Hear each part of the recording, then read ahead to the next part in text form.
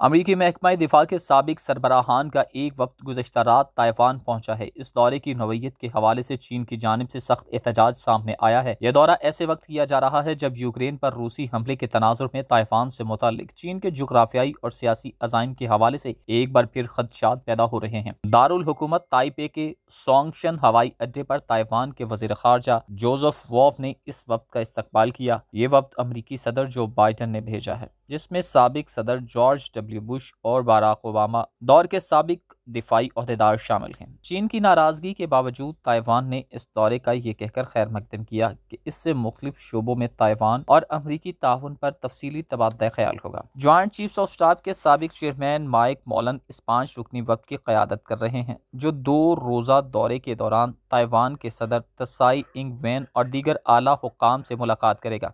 वक्त में Megan ओसलिवान, Bush दौर के साबिक नायब कौमी सलामती के मशीर और ओबामा के मतहत साबिक अंडर सेक्रेटरी दिफा मिशेल फ्लोरनाय भी शामिल हैं। नेशनल सिक्योरिटी काउंसिल के सीनियर डायरेक्टर बराए एशिया माइक ग्रीन और एवान मेड्यूरोस भी वक्त का हिस्सा हैं। चीन का दावा है कि ताइवान इसका हिस्सा है और वो इसे चीन में जम करने के अज़्म का भी इजहार करता है। चीन अमेरिका के साथ अपने ताल्लुकात में ताइवान को सबसे हसास और अहम मसले के तौर पर देखता है और ताइवान हुकूमत के साथ अमरीकी राबितों पर एहतजाज करता आया है। चीनी वजारत खारजा के तर्जमान वांग वेन बिन ने इस अमरीकी दौरे के बारे में कहा कि हमारी मुल्की खुद मुख्तारी और इलाकाई सालमियत के दिफा के लिए चीनी अवाम की ख्वाहिशें मुस्तहकम हैं। अमेरिका जिसे भी ताइवान की हमायत का मुजाहरा करने के लिए भेजेगा वो नाकाम होकर रहेगा। चीनी तर्जमान ने वाशिंगटन पर जोर देते हुए कहा कि वो ताइवान के साथ हर तरह के हुकूमती रवाबित को रोके और ताइवान से मुतल्लिक अमूर में एहतियात से काम ले ताकि चीन अमेरिका ताल्लुकात को संगीन नुकसानात से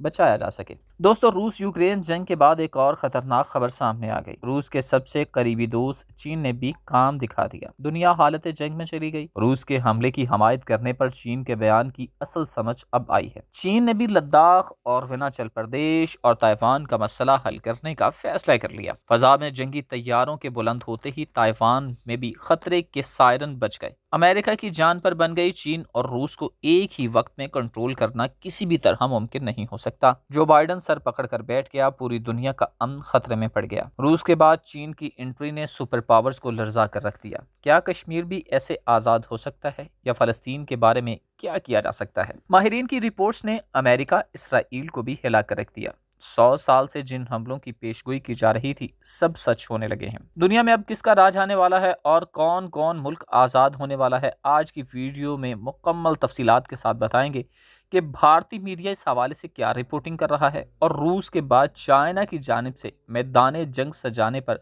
दुनिया पर क्या तासुर जा रहा है। दोस्तों, रूस के दोस्त चाइना ने भी अहम चाल चलते हुए अपना हमसाया मुल्क पर हमला कर दिया। चीन दुनिया की उभरती हुई सुपर पावर है और मोहतात अंदाजों के मुताबिक 2030 से पहले ही चीन बाज़ाबिता तौर पर अमेरिका को पीछे छोड़कर दुनिया की सुपर पावर बन जाएगा। इसलिए चीन चाहता है कि दुनिया में इसका असर रसूख हो और हर वो मुल्क जिसको चीन अपने लिए खतरा समझता है, इसको निस्तो नाबूद करने का प्लान बना रहा है। इसकी पहली किस्त चाइना ने रिलीज भी कर दी है, क्योंकि दुनिया रूस यूक्रेन जंग में उलझी हुई थी। एन इसी वक्त चाइना ने मास्टर स्ट्रोक खेलते हुए अपने हमसाया मुल्क, जिसे वो अपना अटूट अंग भी कहता है, वहां पर अपना फाइटर जेट्स भेजकर खामोशी से बड़ी गेम डालने की कोशिश की है। मगर इंडियन मीडिया ने इसका भी भांडा फोड़ दिया। दोस्तों, भारत और चाइना भी लद्दाख के मामले पर आपस में लड़ रहे हैं और यहाँ पर भारतीय फौज को जानी नुकसान के साथ साथ काफी ज्यादा माली नुकसान भी उठाना पड़ा है। मगर चीन ने भारत नहीं बल्कि अपने अटूट अंग ताइवान पर रूस तर्ज का हमला करने का मुकम्मल प्लान बना लिया है। इसीलिए चीन ने अपने लड़ाका जहाजों को हाई अलर्ट भी कर दिया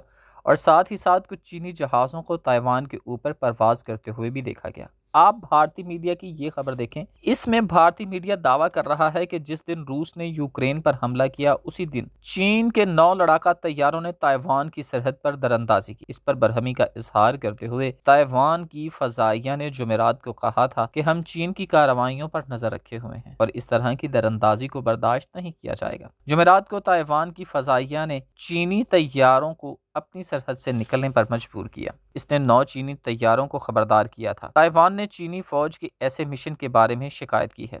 ताइवान की वजारत दिफा ने कहा कि दरअंदाजी के ताज़ा तरीन वाक़यात में 8 चीनी J-16 जंगी और एक Y-8 जासूस तैयारा शामिल है। इन तैयारों ने बहीरा जनूबी चीन के ऊपरी सिरे पर ताइवान के ज़ेरे कंट्रोल प्राटास जज़ायर के शिमाल मशरिक में उड़ान भरी थी। पहले 2 सालों में चीनी फ़ज़ाइया ने इस तरह के मिशन को मुसलसल अंजाम दिया है। ताइवान उनके बारे में मुसलसल शिकायत करता रहा है। अब दोस्तों, ताइवान को खदशा है कि चीन मौजूदा सूरत हाल का फ़ायदा उठाकर ताइवान पर हमला करने की कोशिश कर सकता है, जिस तरह रूस ने यूक्रेन पर हमला किया। ताहम इसने चीनी सिक्योरिटी फोर्सेस की तरफ से किसी गैर मामूली सरगर्मी की इत्तला नहीं दी। ताइवान हुकूमत ने अपनी सतह पर चौकसी बढ़ा दी है। दर हकीकत चीन ताइवान को अपना इलाका करार देता है। इससे कबल गुज़श्ता साल नवंबर में 27 चीनी लड़ाका तैयारों ने ताइवान की फ़ज़ाई हदूद में दरअंदाजी की थी। गुस्से में ताइवान ने फिर अपने लड़ाका तैयारे भेजे ताकि इन घुसने वालों को निकाल बाहर किया जा सके। ताइवान की फ़ज़ाइया ने इंतबाह देते हुए चीनी तैयारों का पीछा किया। उसके साथ साथ ताइवान ने दरअंदाजी की सरगर्मियों पर नजर रखने के लिए फ़ज़ाई दिफाई मिसाइल भी तैनात किए थे। दोस्तों, खबर रसां एजेंसी AFP के मुताबिक हालिया महीनों में चीन की जानिब से ताइवान के करीब फ़ज़ाई हमलों में इजाफे के बाद अमेरिका और चीन में तनाव में इजाफा हुआ और चीन ने कहा कि अगर ज़रूरत पड़ी तो एक दिन वो बज़ोर ताकत ताइवान पर कब्जा कर लेगा। जुमेरात की शाम CNN टेलीविजन फोरम पर बाइडन से पूछा गया कि अगर चीन ने हमला किया तो क्या अमेरिका ताइवान का दिफा करेगा। इस पर अमरीकी सदर ने इस बात में जवाब देते हुए कहा कि हमने इसका वादा किया है। बाइडन के इस बयान के बाद ताइवान के हवाले से अमेरिका की मुबहम स्ट्रेटजिक पॉलिसी अयां हो गई। जहां माजी में अमेरिका ताइवान के दिफा में मदद तो करता रहा है, लेकिन जंग की सूरत में कभी भी इनकी मदद का वादा नहीं किया। व्हाइट हाउस ने जुमा को वाज़ह किया कि हम 1979 के ताइवान रिलेशंस एक्ट से रहनुमाई लेते हैं, जिसमें कांग्रेस ने अमेरिका से ताइवान को हथियार फराहम करने का मुतालिबा किया था ताकि उन्हें अपने दिफा के काबिल बनाया जा सके। व्हाइट हाउस के तर्जमान ने वाज़ेह तौर पर कहा कि सदर हमारी पॉलिसी में किसी तब्दीली का ऐलान नहीं कर रहे थे और ताइवान के हवाले से हमारी पॉलिसी में कोई तब्दीली नहीं आई है। तर्जमान ने कहा कि हम एक्ट के तहत ताइवान के अपने दिफा की हमायत के वादे पर कायम हैं और हम स्टेटस को में किसी भी एकतरफा तब्दीली की मुखालफत जारी रखेंगे। ब्रसेल्स में नेटो हेडक्वार्टर के दौरे के मौका पर सेक्रेटरी दिफा लॉयड ऑस्टिन ने इस हवाले से मफरूज़ों पर बात करने से इनकार कर दिया, लेकिन उनका कहना था कि अमेरिका ताइवान को दिफाई सलाहियतों से लैस करने के लिए उनकी मदद करने का सिलसिला जारी रखेगा। जहां इस बयान में चीन को जारियत से बाज रहने की तनबीह की गई है, वहीं ताइवान की भी हौसला शिकनी की गई है कि वो बाज़ाबिता तौर पर आज़ादी का ऐलान न करे। ताइवान ने अमरीकी सदर के बयान का खैर मकदम करने के साथ साथ चीन की जारियत से फ़ायदे के लिए आलमी बरादरी से मदद की दरख्वास्त भी की है।